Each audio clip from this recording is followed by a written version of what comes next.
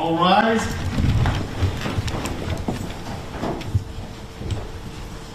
Please be seated.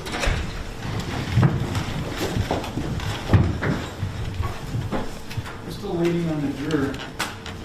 Mr. Brennan, did you get a chance to do a dry run on your the equipment? No, we can try it right now.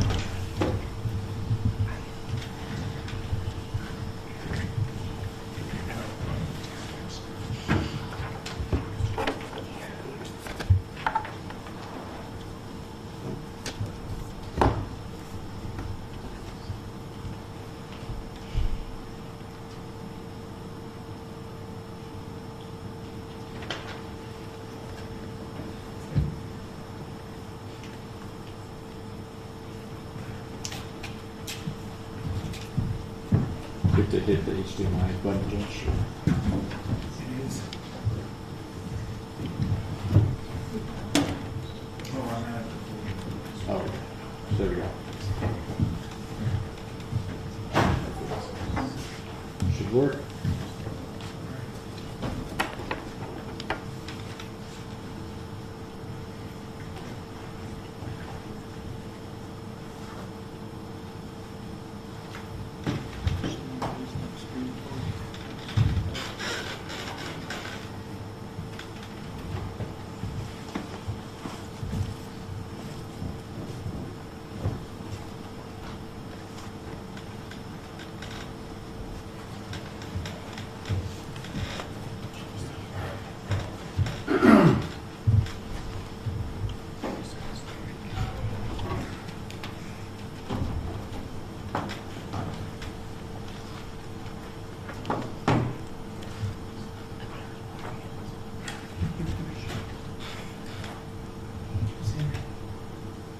Is there any way you can move him off your end a little more?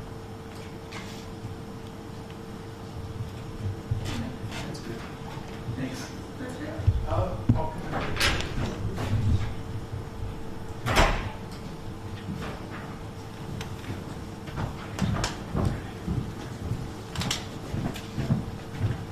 Hey, go.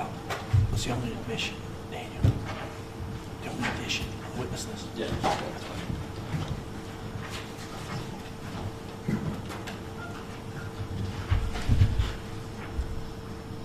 We're on the record in State of New Mexico versus Nathan Garley, CR 2023-02437, and Jose Angel Romero, CR 2023-02438. Please enter your appearances.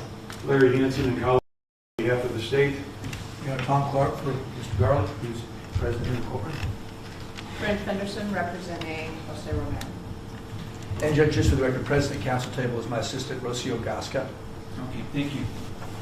All right, and we're ready to bring in the jury, Ms. Connery. All rise.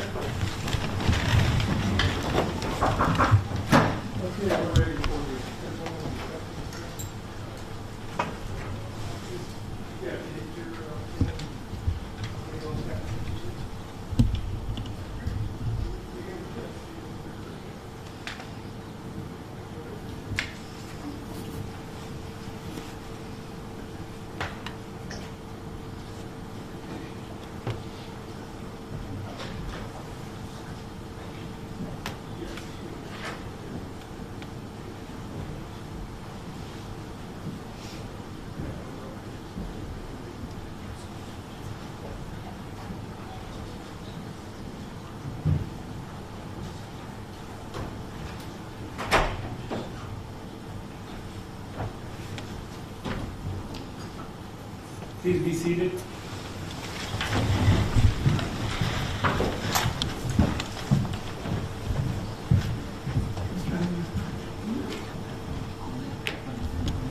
Say that again.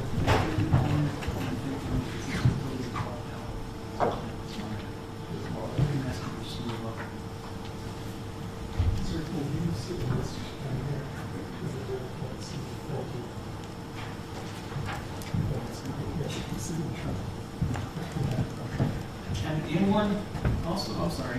Oh, sorry, Judge. Thank you.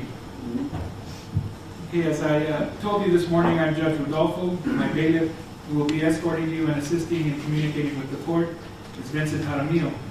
If you need anything during the trial, the bailiff will be happy to help you. The court monitor is Ms. Erica Henry. The court monitor makes a record of everything said in court. You must pay close attention to the testimony, even though there is a monitor making a record of the trial, because ordinarily transcripts of the witness testimony will not be provided to you. This is a criminal case commenced by the state against the defendants, Nathan Richard Garley and Jose Romero. The defendants are charged with first-degree murder, depraved mind, or in the alternative, first-degree murder, willful and deliberate, in count 1. Conspiracy to commit first-degree murder, willful and deliberate, in count 2. Attempt to commit first-degree murder, willful or deliberate, with a firearm enhancement, in count 3. Conspiracy to commit first-degree murder, willful and deliberate, in count 4. Aggravated battery, bodily harm with firearm enhancement, or in the alternative, aggravated battery, deadly weapon, firearm enhancement, in count 5. Conspiracy to commit first-degree murder, willful and deliberate, in count 6. Aggravated assault, deadly weapon, firearm enhancement, in count 7. Conspiracy to commit first-degree murder, willful and deliberate, in count 8. Aggravated assault with a deadly weapon, firearm enhancement, in count 9. Shooting at or from a motor vehicle, resulting in great bodily harm, in count 10. Conspiracy to commit shooting at or from a motor vehicle, resulting in great bodily harm, in count 11. Tampering with evidence, in count 12. Criminal damage to property over $1,000, in count 13. Conspiracy to commit criminal damage to property over $1,000, in count 14. The defendants, the charges against the defendants must be considered separately, and each count is a separate crime. The defendants are presumed to be innocent. The state has the burden to prove beyond a reasonable doubt that the defendants are guilty. What I will say now is an introduction to the trial of this case. As the trial begins, I have some instructions for you. These instructions, along with those previously given, are preliminary only and may be changed during or at the end of the trial. All of you must pay close attention to the evidence. After you have heard all of the evidence, I will read the final instructions of law to you. You will also receive a written copy of all instructions. You must follow the final instructions in deciding the case. This case is expected to last through Friday. The usual hours of trial will be from 9 a.m. to 5 p.m. with lunch and occasional rest breaks. Unless a different starting time is announced, please report to the jury room by 8:55 a.m. Please do not come back into the courtroom until you are called by the bailiff. You are allowed, but not required, to take notes during. No paper will be provided for this purpose. Notes should not take place of your independent memory of the evidence. When taking notes, please remember the importance of paying close attention to the trial. Listening and watching witnesses during their testimony will help you assess their appearance, behavior, memory, and whatever else bears on their credibility. At each recess, you must either leave your notes on your chair or take them with you to the jury room. At the end of the day, the bailiff will store your notes and return them to you when the trial resumes. When deliberations commence, you will take your notes with you to the jury room. Ordinarily, at the end of the case, the notes will be collected and destroyed. A criminal trial generally begins with the lawyers telling you what they expect the evidence to show. These statements and other statements made by the lawyers during the course of the trial can be of considerable assistance to you in understanding the evidence as it is presented at trial. Statements of the lawyers, however, are not themselves evidence. The evidence will be the testimony of witnesses, exhibits, and any stipulations or facts agreed to by the parties. After you have heard all the evidence, I will give you final instructions on the law. The lawyers will argue the case, and then you will retire to the jury room to arrive at a verdict. It is my duty to decide what evidence you may consider. Your job is to find and determine the facts in this case, which you must do solely upon the evidence received in court. It is the duty of a lawyer to object to questions, testimony, or exhibits the lawyer believes may not be proper, and you must not hold such objection against the objecting party. I will sustain objections if the question or evidence sought is improper for you to consider. If I sustain an objection to evidence, you must not consider such evidence, nor may you consider any evidence I have told you to disregard. By itself, a question is not evidence.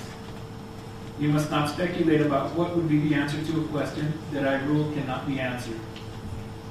It is for you to decide whether the witnesses know what they are talking about and whether they are being truthful. You may give the testimony of any witness whatever weight you believe it merits. You may take into account, among other things, the witness's ability and opportunities to observe, memory, manner, or any bias or prejudice that the witness may have, and the reasonableness of the testimony considered in light of all the evidence of the case. No ruling, gesture, or comment I make during the course of the trial should influence your decision in this case. At times I may ask questions of a witness. If I do, such questions do not in any way indicate my opinion about the facts or indicate the weight I feel you should give to the testimony of the witness. Ordinarily, the attorneys will develop all pertinent evidence. It is the exception rather than the rule that an individual juror will have an unanswered question after all the evidence is presented. However, if you feel an important question has not been asked or answered, write the question and your name down on a piece of your notepaper and give it to the bailiff before the witness leaves the stand. I will decide whether or when your question will be asked.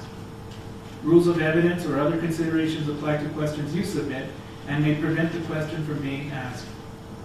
If the question is not asked, please do not give it any further consideration. Do not discuss it with the other jurors, and please do not hold it against either side that you did not get an answer. There are a number of important rules governing your conduct as jurors during the trial.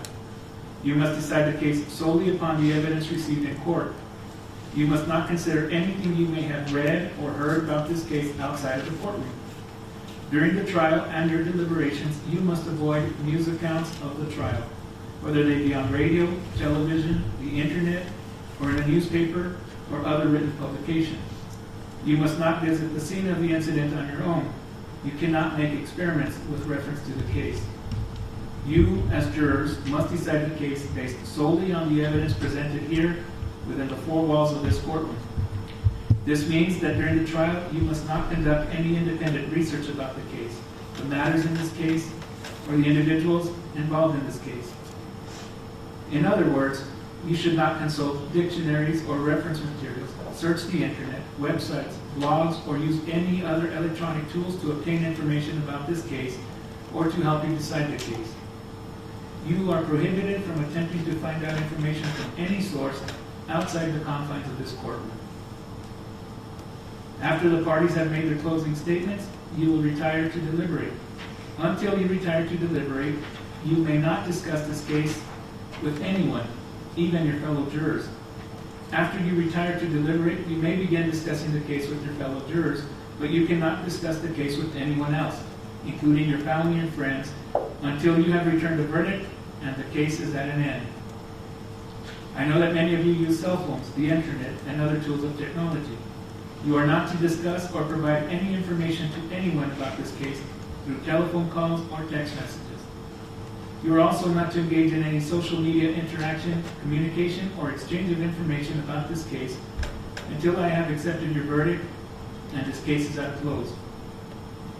This rule applies to all chats, comments, direct messages, instant messages, posts, tweets, blogs, or any other means of communicating, sharing, or exchanging information through social media. It is important that you keep an open mind and not decide any part of this case until the entire case has been completed and submitted to you. Your special responsibility as jurors demands that throughout this trial you exercise your judgment impartially and without regard to sympathy, bias, or prejudice. Therefore, until you retire to deliberate the case, you must not discuss this case or the evidence with anyone, even with each other, because you have not heard all the evidence. You have not been instructed on the law, and you have not heard the final arguments of the lawyers. If an exhibit is admitted in evidence, you should examine it yourself and not talk about it with other jurors until you retire to deliberate. To minimize the risk of accidentally overhearing something that is not evidence in this case, please continue to wear the juror badges while in and around the courthouse. If someone happens to discuss the case in your presence, Report that fact at once to a member of the staff. Although it is natural to visit with people you meet, please do not talk with any of the attorneys, parties, witnesses, or spectators, either in or out of the courtroom. If you meet in the hallways or elevators, there's nothing wrong with saying good morning or good afternoon, but your conversation should end there. If the attorneys, parties, and witnesses do not meet you outside of the court or avoid riding in the same elevator with you, they are not being rude. They are just carefully observing this rule. Witnesses, other than the parties, representatives of the state, and expert witnesses will wait outside the courtroom until they have called in to testify. Witnesses may not talk to other witnesses while waiting to testify. The lawyers are responsible for monitoring their own witnesses to assure that they do not enter into the courtroom. The prosecuting attorney may now make an opening statement. The defendant's attorney may make an opening statement or may wait until later in the trial to do so. What is said in opening statement is not evidence. The opening statement is simply the lawyer's opportunity to tell you what the lawyer expects the evidence to show. Mr. Hanson. Thank you, Your Honor.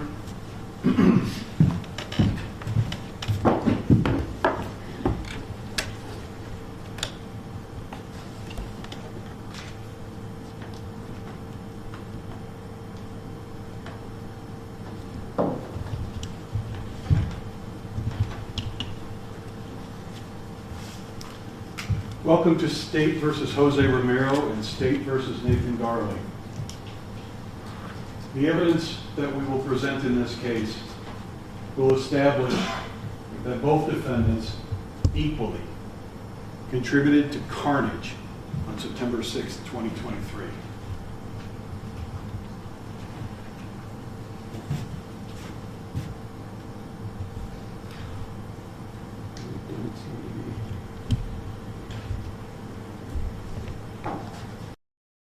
My theme for this case is you can't have one without the other, because they equally are responsible for what occurred on that day. So the charges, the judge has read them to you several times, and you'll get them eventually. First degree murder, depraved mind, also accessory liability, also willful and deliberate, or transferred intent. And we'll get to that way at the end when we start talking about instructions. Conspiracy to commit first-degree murder. Attempt to commit first-degree murder. Aggravated battery. Conspiracy to commit first-degree murder, again. Aggravated assault. Conspiracy to commit first-degree murder, yet again. Aggravated assault, again. Because there's 4 people in this truck, and we'll get to that. Shooting at or from a motor vehicle with great bodily harm. Shooting at or motor vehicle, conspiracy to commit the same. Tampering with evidence.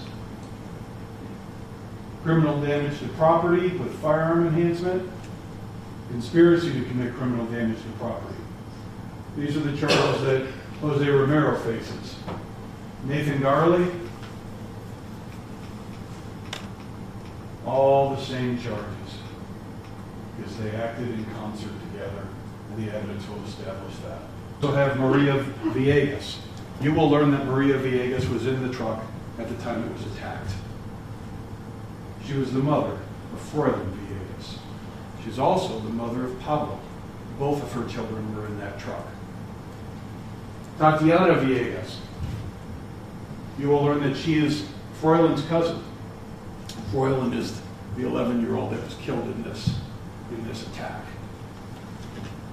We will learn that Tatiana is paralyzed as a result of what occurred that day. She'll never walk again. You'll hear from Officer Martin Cordova, Officer Jose Fuentes Carrillo, Sergeant Brian Shannon, I forgot to put Brian up there, sorry about that, John Corvino, Jeff McDonald, John Traub, Julie Hogan. Those last 3 will give you surveillance videos from various perspectives. You'll also hear from Detective Katrina Garcia with the Major Crimes Unit. You'll hear from Dr. Daniel Gallego, who is a forensic pathologist and performed the autopsy on Froilan Villegas. You'll hear from crime scene specialist Gonzalez, who took photographs of Tatiana Villegas at the hospital after being shot multiple times. You'll hear from Daniel Gomez. He was in defendant's vehicle at the time this happened. He will give you a blow-by-blow description of what these two did. Janae Garcia, that is defendant Romero's girlfriend. She will tell you what she learned from him and where they went after this occurred. She'll tell you about a trip to Estancia. She'll tell you about a trip to Phoenix, Arizona. She'll tell you how a vehicle was gotten rid of, a Dodge Hellcat, Durango SRT. Alexis Romero, no relation, but Nathan Garley's girlfriend. She will tell you what he told her about his role, how he acted and killed Froilan and riddled that truck with bullets. You'll hear from analyst Glenn Ferrick with the ATF, and he will tell us that the defendant's DNA, the fingerprint of their being, is on 8 of the cartridges obtained from the scene. Each of them on the cartridges. Can't have one without the other. They were involved together. That's why their DNA is on these cartridge cases. Both of them. You'll hear from analyst Colette Bridgewater. She will tell you about her job as a digital information expert and about how she gathers digital information, cell phone tower locations, social media information, videos contained on the phones, and the like. She'll tell you the extensive analysis she did. And then Detective David Small, he is the case agent. He's the one that investigated this entire matter. So this occurs on September 6, 2023, at the intersection of Avenida Cesar Chavez and University Boulevard, Isotope Park. And we have a Google map where we're talking about. So why are we here? We're here because he's not. His life was snuffed out by these defendants. We're here because she's paralyzed in a wheelchair because of their actions. The Villegas family is going to an Isotope game. The defendants are at the same Isotope game. The defendants have a problem with another group at the game. Not the Villegas family, some other group. You'll hear the name Isaiah Vasquez. They have beef with him. Isaiah is traveling in a white Dodge Ram pickup truck. Tatiana's driving a white Dodge Ram pickup truck. The Villegas world is about to collide with the Romero-Garley world. So, let's talk about the Villegas family and what's going on with them. Tatiana gets tickets to the Isotopes game and invites her family. She invites Maria, Froilan, and Pablo to come with her to enjoy the evening together. You'll hear about they went to the game, that they enjoyed the game. You'll also hear that Froilan was an avid horse lover. So much that he wanted to grow up and be a horse trainer. And that's why they end up leaving the game early, because he's going to work with horses the next morning. He just doesn't survive to do that. The defendants are hunting another group. I told you, Isaiah Vasquez. They've got beef with Isaiah. You'll get to see the isotope surveillance that Detective Small obtained from the stadium and that John Traub will tell you about being from Isotope Stadium. You'll observe interactions between an individual who Detective Small knows to be Vasquez and Nathan Garley, and then also Jose Romero. There's history between these guys. You'll learn that this is from Jose Romero's Snapchat. And this person in the frame goes by the nickname Boss Dinero, which is Isaiah Vasquez. Look at De Niro hiding behind security like the little punk bitch he is. I'm gonna get you, motherfucker. So you'll hear that. I'm gonna get you. Then, also from Mr. Romero's Snapchat. Hey, running for your fucking life. You're a snitch. You're a fucking snitch. Yeah, you fucking ran when I saw you though. Like you said you wouldn't. Colette Bridgewater will tell you he's talking to Boss De Niro based on her investigation. So, what is this?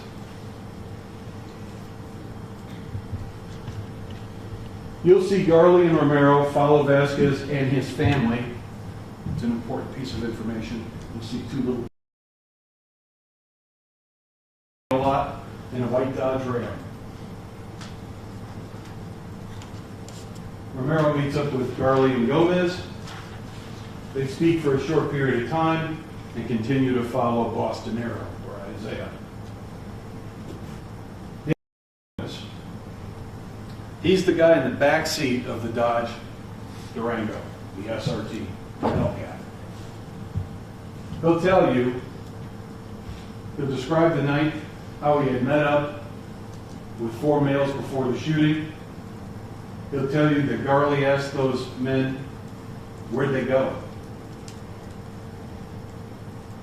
He'll take you through that entire process. He'll take you through the process of asking them, please just take me home. But instead, they see a white truck. You'll hear about a U-turn being performed by Mr. Romero and a rapid acceleration captured on a surveillance video. And you'll learn that as Gomez sat in that back seat, he was told, shut up, maybe with a little more colorful language. And Nathan Garley stood up the sunroof of the Hellcat and riddled a white truck. A white truck they thought was probably being driven by Vasquez, but it wasn't. It was being driven by Tatiana Villegas. Froilan Villegas was in the front seat. Maria was in the left passenger rear seat. And Pablo, in his baby seat, was on the right side, passenger side of the vehicle. After the shooting, they all take off for Romero's apartment. Jose puts the Durango in the garage and pulls out his white Corvette and takes Gomez home in the white Corvette. After he gets him there, he says, make sure you send me a message saying you had a great time. Daniel complies. He's not messing with it. Romero tells him, keep your mouth shut. And Daniel's worried for his safety. You'll also see UNM Police Department video. That video surveillance is pointed near where all of this occurs. You will see the relative speeds of the Durango versus the speed of the white Dodge Ram driven by Tatiana Villegas. So what do we have here? Tatiana leaves the lot, you'll see that. Truck turns west and is heading on ACC. Within a few seconds, you'll see Romero's vehicle, a black Dodge Durango, traveling west in lane number 2. In other words, the lane closest to the sidewalk. The two vehicles will proceed forward. Tatiana's driving at a reasonable pace, and you'll see that Romero's accelerating. As she reaches the intersection, the light turns yellow. She proceeds through the intersection as the light changes colors. When the light turns red, she's on the west side of the intersection. She's already through the intersection. Romero, you'll see, accelerates, runs the red light, and closes the distance between his vehicle and the white truck. Romero does that. Then Garley stands out the sunroof of the Durango, and you'll even see him stand out of that vehicle. It's a grainy video, but you'll see it. He begins shooting repeatedly at the Dodge Ram. There's multiple gunshots to the Ram.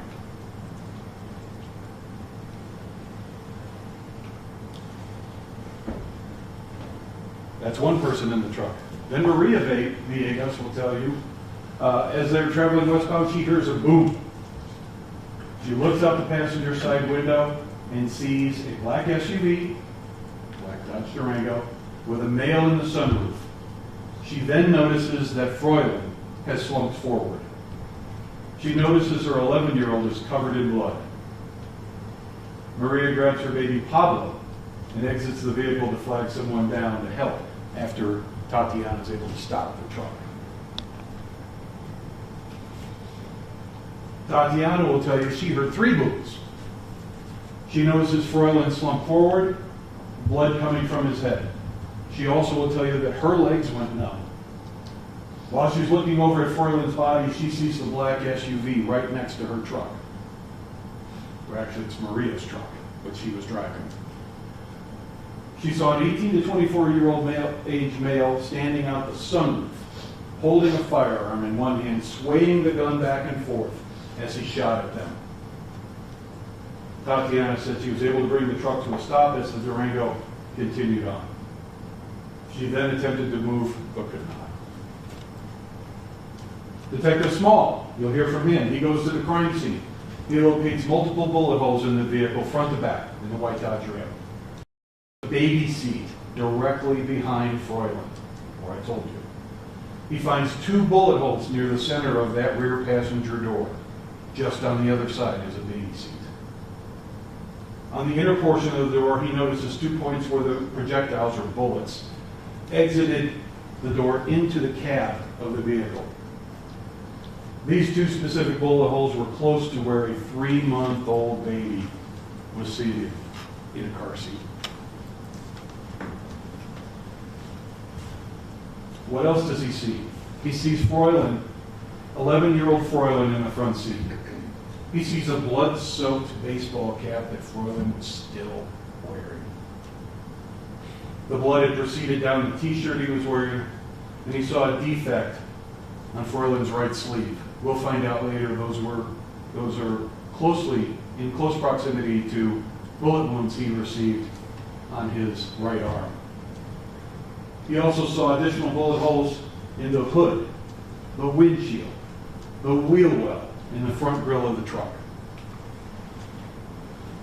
Detective Garcia, who works for Major Crimes and is a crime scene investigator, will tell you that she found 16 fired cartridge casings at the scene. 16 fired cartridge casings at the scene. And found 20 impacts, defects to the truck. 20 times the truck was hit. Some are passed through.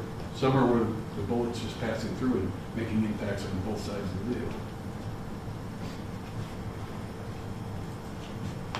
She'll discuss this diagram with you. This diagram will indicate casing, casing, casing, casing, casing, casing, casing, casing, and then the P's will be projectiles. The direction of travel for this pickup truck is that way. So you will learn that these casings continue to scatter down the road. The evidence will establish as they continue to fire on the vehicle. She'll discuss with you trajectory in the drawing that she made, showing the trajectory. These are not to scale, but these are her approximate. You'll see multiple photos of the truck. Every one of those orange stickers is an impact.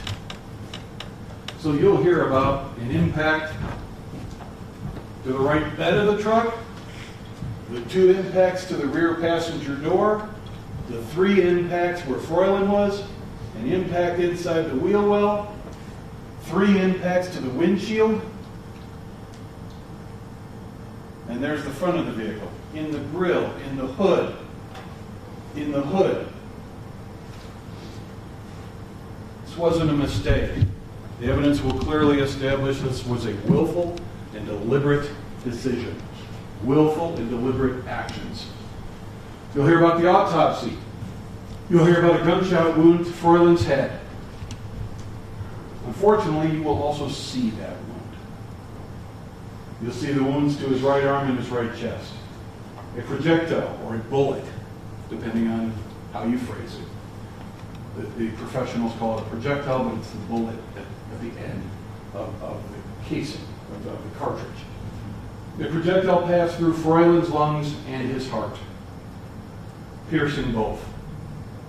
OMI also found a defect where the projectile had entered the right rear of the skull and exited the front left.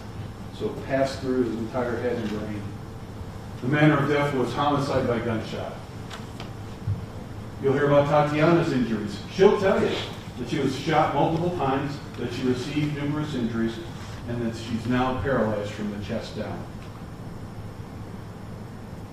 Detectives continue to investigate, and they find out leads. Guys with the nicknames of Risk and Blick. You'll learn that Risk is Romero and Blick is Garley. Colette Bridgewater gets into the tips, also the social media accounts, and finds accounts for Risk and Blick. She'll tell you about social media. She'll also tell you about location analysis that is done via phones and phone records.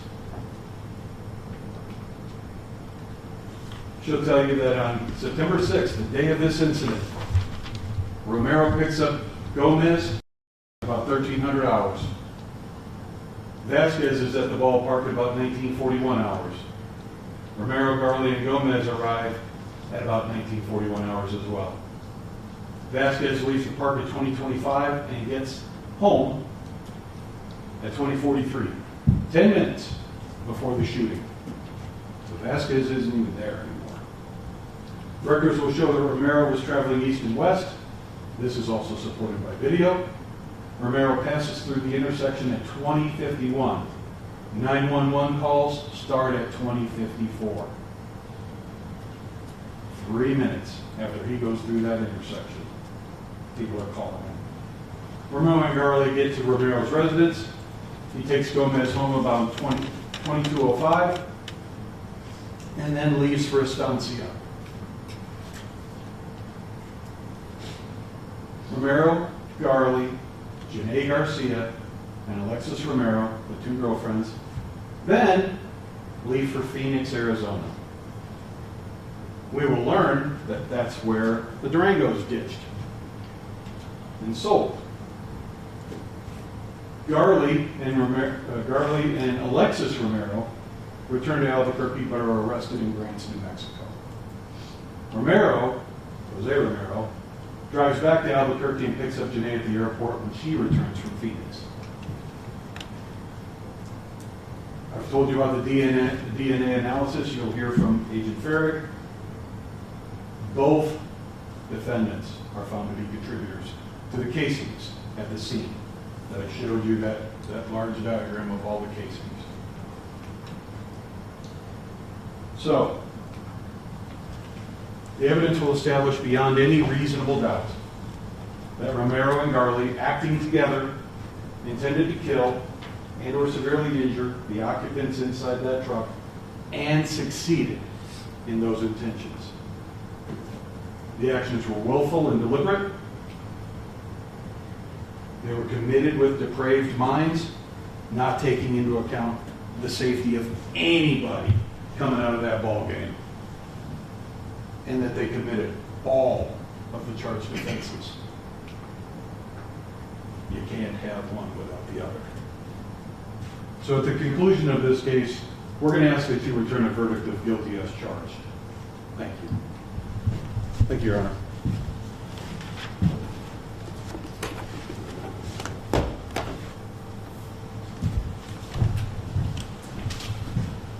Thanks, sir.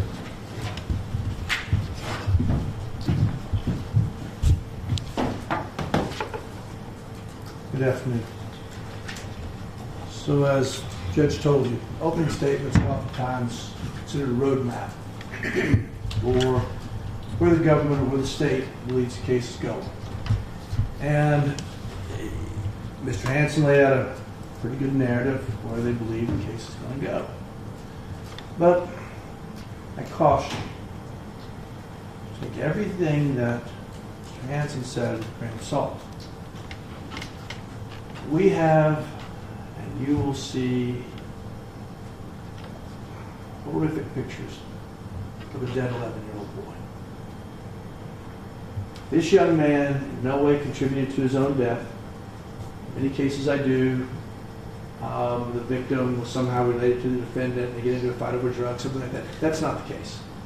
This little boy died on this day. And the question for you to answer is not whether this child is dead, but whether Nathan Garley is responsible for that death. And it's really important in a case such as this, where there's going to be a ton of evidence presented to you over the next week. Besides the evidence that might point in one direction, but very well could point in another. Eyewitness testimony that might suggest one thing, but very well could suggest something else. And most important, and you'll understand what I'm talking about when you listen to witnesses who aren't police officers, who aren't DNA analysts, who aren't crime scene technicians, but who are lay witnesses who have a stake in this. Lay witnesses like Daniel, Ned, Lexus. Because quite frankly, the government's case is built on 3 witnesses. Not the police, it's not the CBS or any of the occupants of the Viegas truck. It's built on 3 witnesses who have everything to lose if they don't say what the state wants them to, and everything to gain by cooperating and testifying. And so I want you to listen very, very carefully when each one of these witnesses, especially Lexus, Janae, and Daniel, take the stand. Because the roadmap that Mr. Hansen laid out for you, it's very good technically, but it doesn't lay out the most important elements of this case. Who did what and why? Most importantly, what do the testifying witnesses have to gain for what they say? There are no witnesses who say that Mr. Garley stood up to the sunroof. In fact, when you look at Daniel, you look at Nathan, they look a lot alike. Daniel's going to say it was Nathan. Nathan got out and started lighting up that truck. And who's to say that it was not Daniel who did the shooting? He has everything to gain his testimony. And his importance, the importance of that testimony, will only become apparent when you see and hear him testify. And so I caution you, and it's going to be very, very difficult, to set aside the age, and my God, this little boy's cute, and the photographs of him petting a horse and a cowboy hat and holding his little nephew, and the testimony of a paralyzed 23-year-old who did nothing wrong. Her life is forever ruined because she's paralyzed from the chest down. You're going to have to set these horrific facts aside for a moment when you objectively judge the evidence in this case. And then and only then, when you set aside the emotion, wade through what people say and what they don't say, then you'll be able to reach a conclusion, and that's your job. You are the finders of fact. You're sworn to pay attention. You're sworn to listen to all the evidence. You're sworn to keep an open mind. And I beg of you to do that. Because the roadmap that is so clear, as laid out by Mr. Hansen, becomes much, much fuzzier, and much foggier, and perhaps much more unclear when you start trying to put together what happened. In the absence of somebody who's going to say, that man did it, a lay witness who say, another witness from the scene, one of the victims of the truck, you're never going to hear any of these people say, my client did the shooting. It's always going to be someone with a vested interest in blaming somebody else. And therein lies the rub of this case. Would you believe what they have to gain? Why would they say that somebody else did something? I submit to you, the roadmap laid out by Mr. Hansen becomes way more foggy. The longer we deal with this, the more we dive into the evidence, the facts become less and less. Thank you. Mr. Anderson?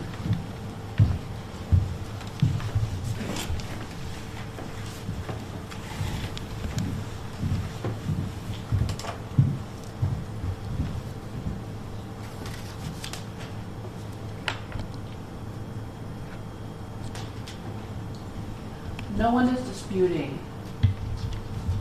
that a beautiful 11-year-old boy is dead.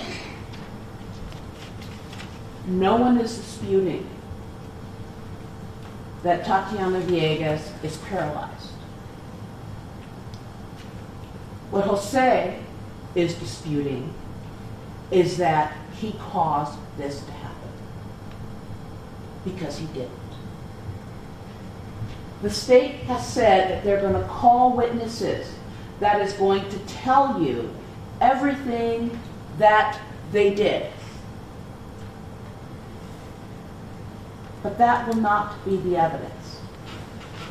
Because what you won't hear is that Mr. Romero condoned this, that he asked for it to happen, or that he wanted it to happen. You will not hear that. In fact, you're likely to hear the exact opposite of that. This is not a guilt by association. He didn't do it. And in the end, after you listen to all the evidence, I am confident that you will find him not guilty.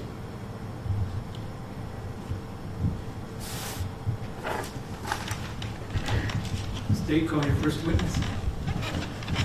State calls Romero Lovato. I got it.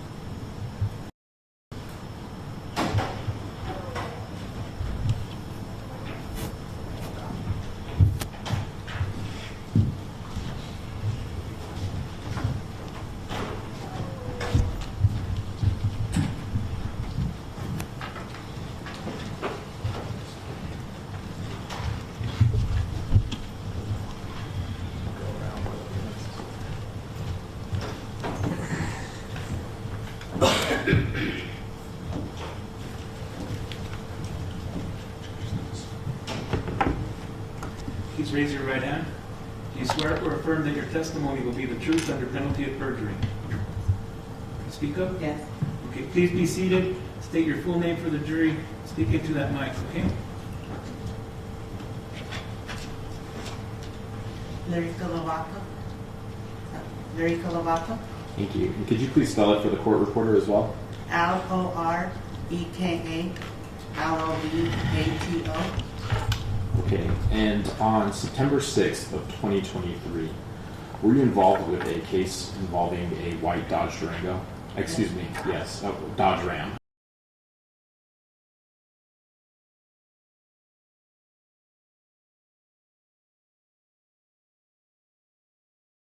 What major intersection was closest to that?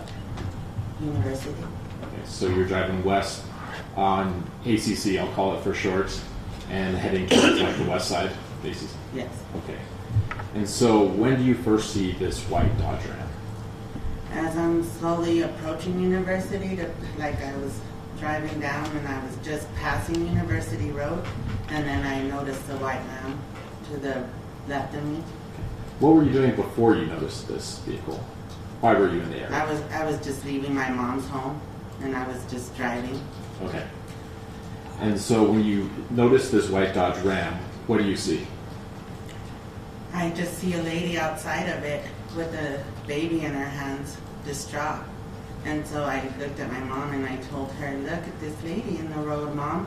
And then as I was getting closer, I was rolling down my window a little bit more to see what was going on. And at that moment, I got closer to her. I'm going to use hand signals, but I was driving, and then the truck was right here, and I was getting closer. She had just walked around from the driver's side of the vehicle as I was getting closer to the white Ram.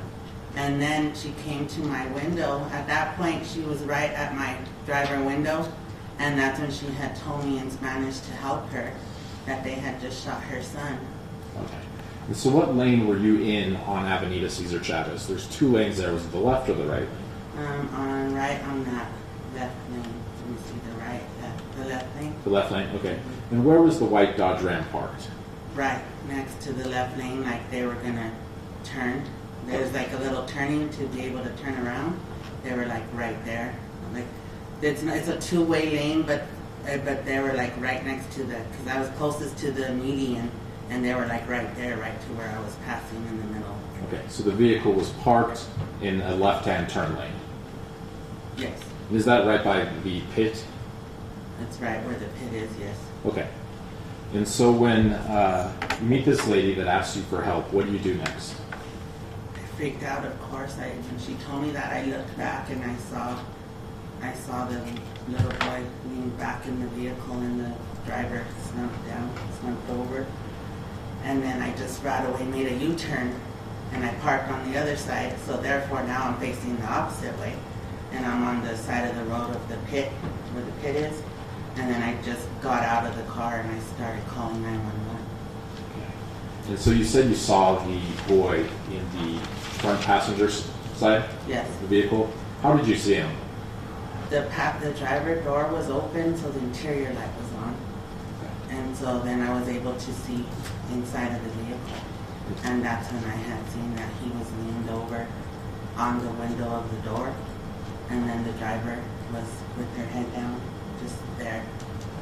Did you see any movement from the boy? None at all. So you park your vehicle and you call 911 next. Yes. I'm going to show you what I will mark as State's Exhibit number 1.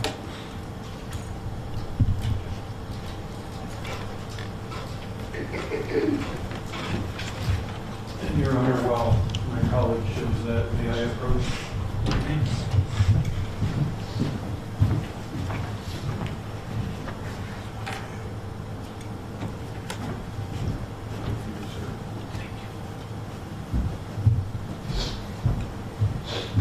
May I approach the witness, sir?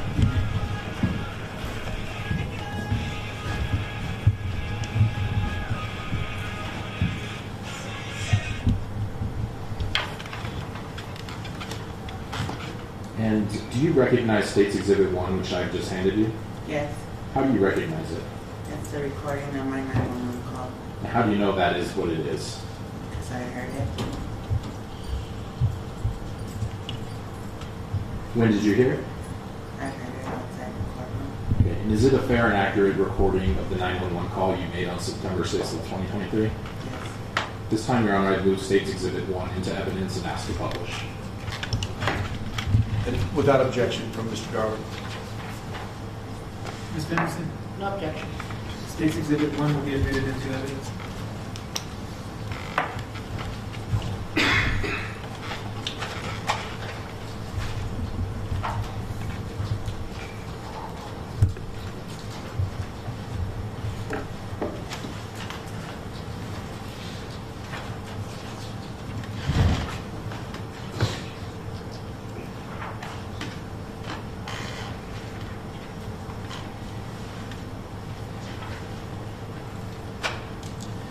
I have admitted State's Exhibit 1 into evidence. With regard to this exhibit and any other exhibits that may be admitted into evidence during the trial, you should consider it in determining the facts. Just as with oral testimony, you may give any exhibit such weight and value as you think it deserves in helping you decide what happened in this case. Go ahead, Mr. Brennan. Thank you, Judge. Sure, Mom. 911 emergency. 911, hurry! They just shot a kid right here in front of the pit. Hurry! Where the It's a pit? drive-by shooting. The kid Oh, ma'am, hold on. Where are you guys at? What side? In front of the pit. Hurry! Right in front of the pit. There's been a drive-by shooting. It's been a white ram. A kid is shot in the head there. Hurry! There's a lady with her baby Ma'am, in her hold hand. on. Hurry! Do you have a description? Ma'am, It's a white drop that shot up. The truck shot up. She's in the... is the vehicle still there? Yes. The driver, someone drove by, I don't know. He's in the middle of the road screaming with the baby. Okay, They hold on. just shot her son in the head, he's dead. Hurry, ma'am, hurry. I don't know where the car is or what. Check camera. I'm getting an officer out. Stay on the way. What is your name? My name's Larissa. I was just passing by. I'm coming down.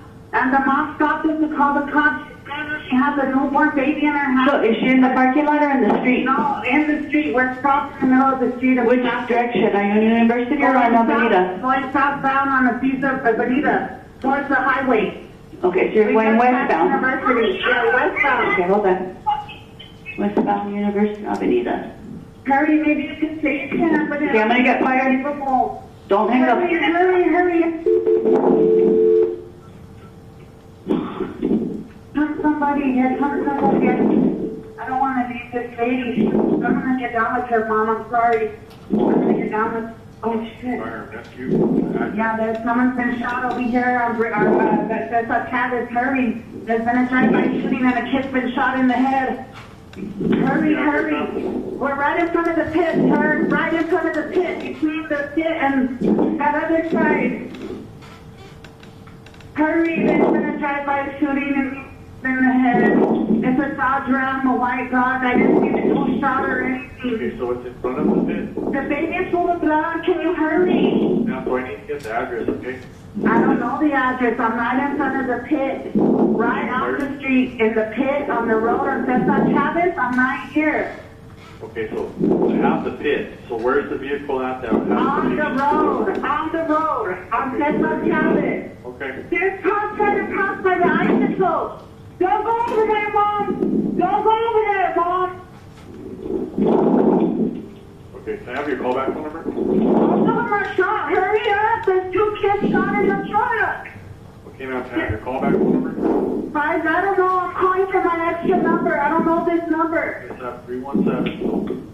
I don't know. 317, whatever it is. Hurry. Yes, now we're going to have you to search further. Hurry. They can try to save the kids. Hurry.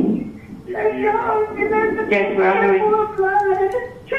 Ma'am, officers and paramedics are going to be en route. What is your name? Ma'am, are you with the patient now?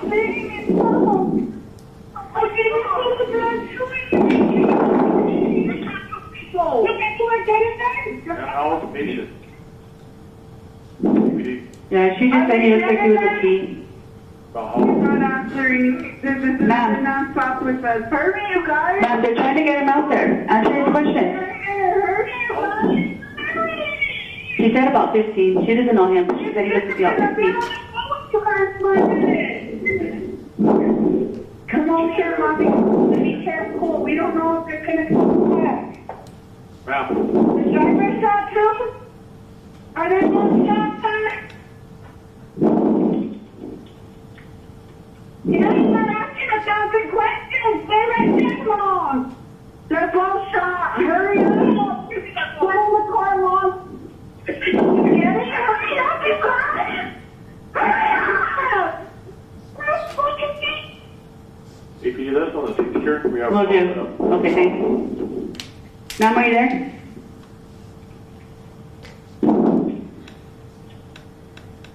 Hello?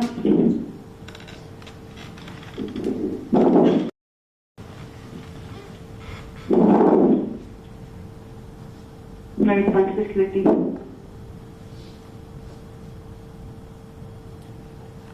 All right, so you heard that 911 call. How were you feeling at that time when you witnessed all of this? Scared and freaked out. It's weird, awful. Can you describe exactly what you remember seeing on that day?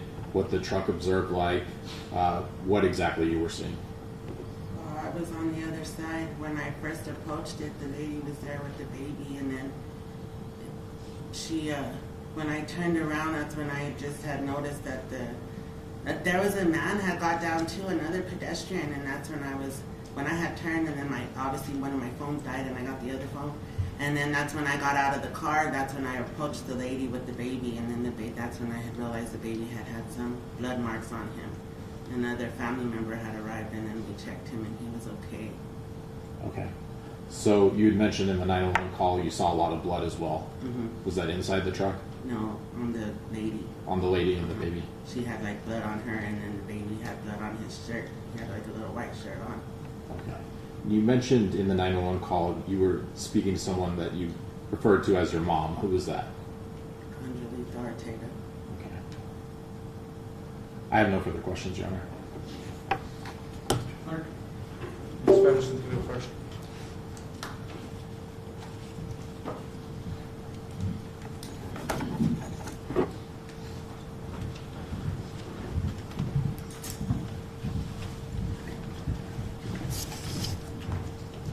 Ms. Lovato?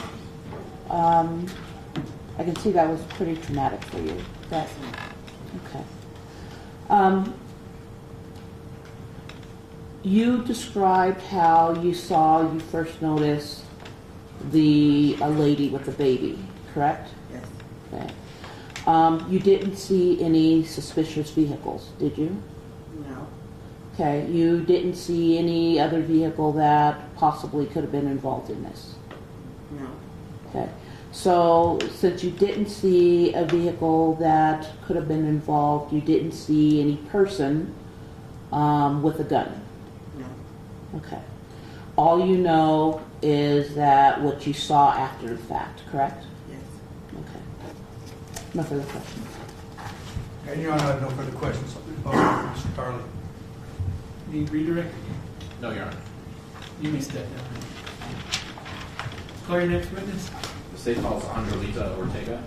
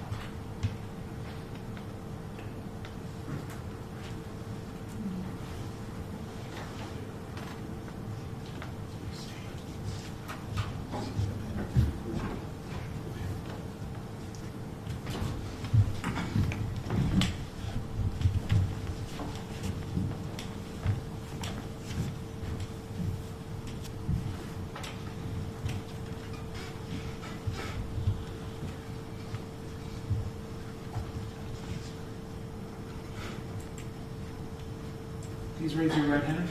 Do you swear or affirm that your testimony will be the truth under penalty of perjury? Okay, please be seated, speak into that microphone, and tell the jury your full name. My name is Andreita E. Ortega, Could you please spell that for the court reporter? ANDRELITA. Ms. Ortega, I'm going to ask you some questions about September 6, 2023. Do you recall that date? Yes. And why does that date ring a bell for you? Well, it was my birthday for one. And so where were you celebrating your birthday? At my home Where's your home? at 1701 Wilmore Southeast, which is a block away from Yale, Is that South Park? right down the street. Can you speak up a little bit, please? And when, May I assist? Yes.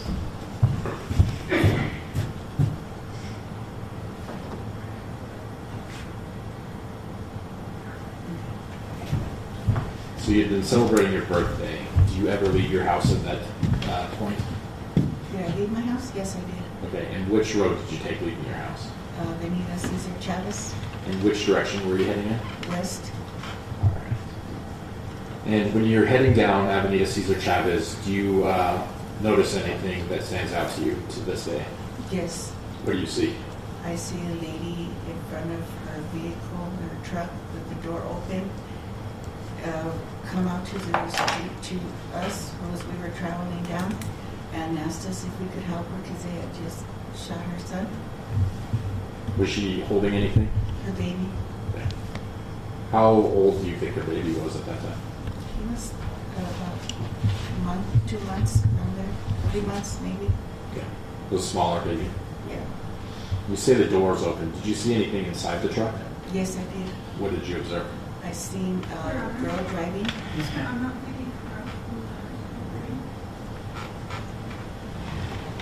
Does that box move next?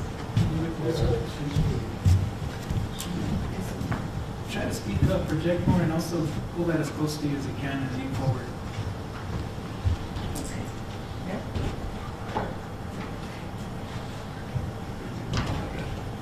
So I'll ask that question again. What did you observe inside the vehicle? A little boy leaning lines to the right with what looked like a hole in his head on the left side. Okay. I'm not sure. And Okay, let's try that one. Well, Yeah. All right. No, they're kind of close. And so you mentioned you saw a little boy in the vehicle. Where was he seated? in the front seat. And you mentioned that you saw something of a defect to his head. Is that right? Yes, a hole in his left temple. And so where does your vehicle park after you notice the mom and the baby? We were right beside of her, and then when she asked for help, my daughter made a U-turn and parked on the opposite side of the street, facing east. And by that time, I had already gotten off the truck, and I was standing by the vehicle, the white truck, Okay. How close did you get to the truck? all the way to the front.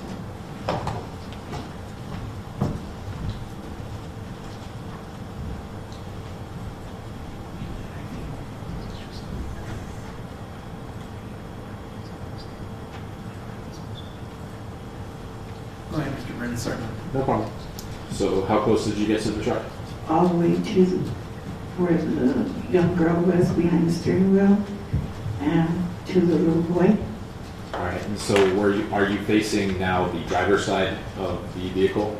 I walked up to the driver's side. And was that door open as well? Yes, All right. And so you see somebody else in the driver's seat. Could you describe that person? it was just a young girl. I couldn't really see her. Okay. Was she saying anything? No, she was just like slumped over, Okay. like holding her abdomen. Was she moving at all? She kind of moved her hand a little bit. What about the boy in the passenger side of the vehicle? There was no movement whatsoever. And describe what you see inside the vehicle, if you can recall. I just seen the girl slouched over with the steering wheel, and the little boy leaning to the right, to the left, just with his head to the side. That's all. And what did you do during that time period? Nothing. I just walked around to comfort the mom, and that was it. And what was she saying at the time that you can recall? She was just crying hysterical that they had killed their son, and just holding the baby, and she was kind of full of blood. She had blood on her hands and on her chest. I have just one moment there. I have no further questions, Your Honor. Ms. Anderson? No questions. Mark? No questions. You can be excused. Will we approach? Yes.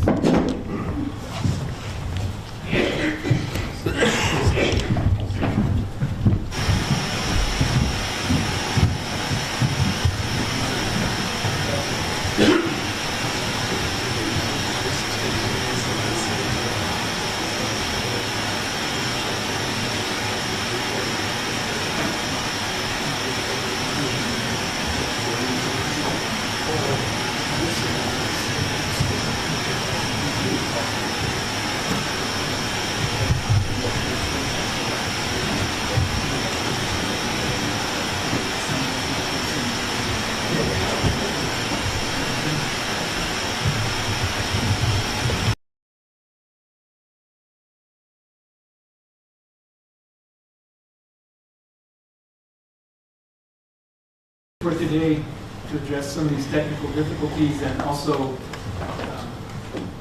give you guys a break after the long day that you've had. Please be ready to go tomorrow morning. Be here about 8:55 so we can get started at 9. Okay? And keep in mind the instruction that I had read, no discussing the case with anyone, no individual investigations, not to get online, not to look at news media accounts. Okay? All rise.